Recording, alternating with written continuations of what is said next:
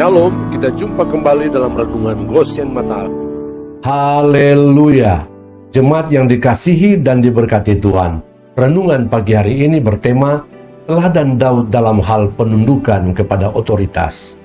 Bacaan firman terambil dari 1 Samuel pasal 24 ayat yang ke-11. Demikian firman Tuhan.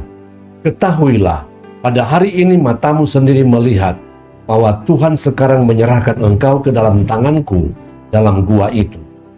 Orang yang telah menyuruh aku membunuh engkau, tapi aku merasa sayang kepadamu, karena pikirku aku tidak akan menjamah tuanku itu, sebab dialah orang yang diurapi Tuhan. Dengan semua perlakuan dan perbuatan jahat Saul terhadap Daud, rasanya sangat tidak mungkin Daud tidak kecewa dan sakit hati, dan kemudian mencari kesempatan untuk membalikkan keadaan dengan terlebih dahulu membunuh Saul. Tetapi sungguh luar biasa, jangankan mencari kesempatan yang sudah diberikan Tuhan pun tidak digunakannya. Malah Daud berkata, "Aku sangat merasa sayang kepadamu."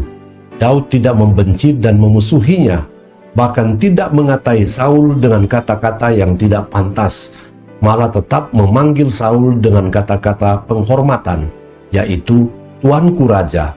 Padahal Daud tahu bahwa Saul sudah ditolak Tuhan. Bahkan ketika mengetahui kematian Saul, Daud bukannya berlompat kegirangan dan bersyukur karena orang yang selama ini mau membunuhnya ternyata sudah meninggal.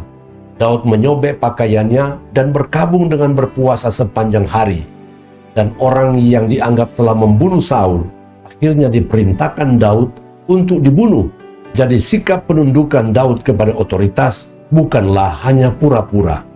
Belajar dari Daud, Tuhan mau mengajarkan kita anak-anaknya agar memiliki sikap hati penundukan kepada otoritas, baik otoritas dalam keluarga, otoritas dalam dunia kerja, otoritas dalam bernegara, otoritas dalam gereja, dan terlebih otoritas tertinggi, yaitu Tuhan.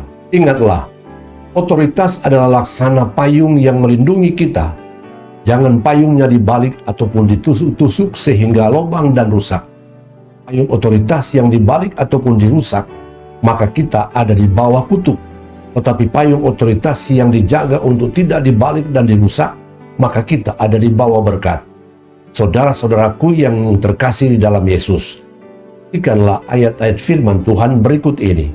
Dalam Ibrani pasal 13 ayat 17. Inilah pemimpin-pemimpinmu dan tunduklah kepada mereka, sebab mereka berjaga-jaga atas jiwamu, sebagai orang-orang yang harus bertanggung jawab atasnya. Dengan jalan itu, mereka akan melakukannya dengan gembira, bukan dengan keluh kesah, sebab hal itu tidak akan membawa keuntungan bagimu. Baca juga dalam Kolose 3 ayat 18, Efesus 6 ayat 2, Titus pasal 3 ayat 1, dan Roma pasal 13 ayat 1-4. Amin. Tuhan memberkati.